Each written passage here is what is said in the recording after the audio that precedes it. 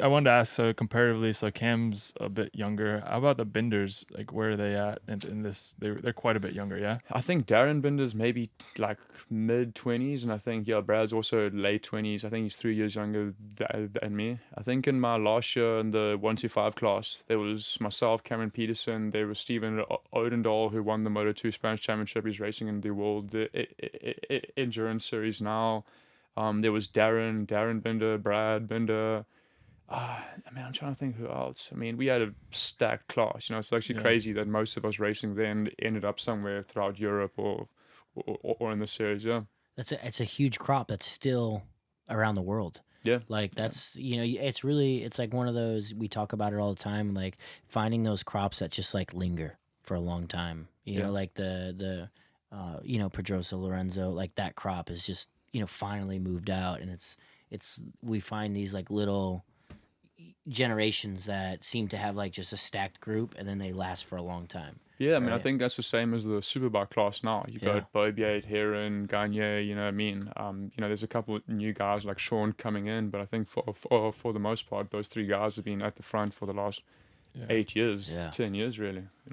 Yeah. When you did the Rookies Cup, I vaguely remember that you didn't win the championship though, right? No, You no. were, like, top I three? think '08 I was like maybe sixth, '09 like fourth or fifth, whatever. And then 2010 we really thought I was going to make a championship charge, and then got hurt at the second or third round of the season. Almost, lost my foot No shit. and missed the, Oh, the whole really? year. Then, yeah. What happened? I was following a guy during a qualifying lap, and he just sat up on the racing line, and I ran into the back of him, and I don't remember from there. Woke up in the hospital a couple hours later with my foot mangled and bits hanging off, and the doctors kind of mentioned that they might have to chop it off, but fortunately woke up and they had to shave off some of the bone, but I've still got it. I mean, it gives me problems to this day, but just fortunate that I'm still able to kind of race at this stage. Maybe that's why I kind of throw my toys out a little bit when people get stuck into the racing line during qualifying. I was gonna make Corey that knows joke. all just about yet. it. Literally, I was just gonna bring that up. Yeah, So, what- I mean, it's just the disrespect, really, that it just pisses me off. I mean, you don't ever see the top guys doing it. It's just some guys are just known for it. And I mean, maybe at Barber, I lost my shit a little bit too much. And, maybe I was a little bit childish, whatever. And I do have to work on controlling myself a little bit more. But yeah, I mean, it's just something that isn't cool, man. So what was the racetrack in the Rookies Cup? It was at the Assen. Oh, So you can't. the flat out right hand onto the back straight. I think it's like the fourth last corner, something like that. Yeah, I was following a guy, Danny Ruiz, and he had pole, and I was in fourth or fifth, and I'd close up and onto him slightly.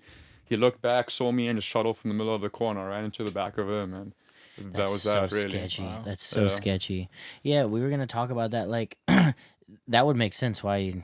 I mean, if you have some sort of trauma like that, it's probably got to be. PTSD. Yeah, maybe that's subconsciously why I freak out a lot. But I mean, I know that I do get a little bit heated over dumb things, and I should keep my hands on the handlebars. But yeah, I'm trying to work on that a little bit more. When did that start, you think? Or have you always been like even as a kid a bit like temperamental? I guess so. I Yeah. just freak out a little bit, but I'm definitely working on it. I do get hot-headed at times. I just think that out of the track, you just in this like pressure cooker zone, you just have all this like weight on your shoulders that you have to perform, and every lap out there is like you're racing for your life. You know what I mean? Because I don't have a job. I'd say that 50 to 60% of what I make comes from contingency bonuses. So every single lap, it's like do or die kind of thing. So just when it gets messed up by somebody just sitting on the racing line or whatever else, kind of just feels like, man, you fucked this up for me, bro. Why?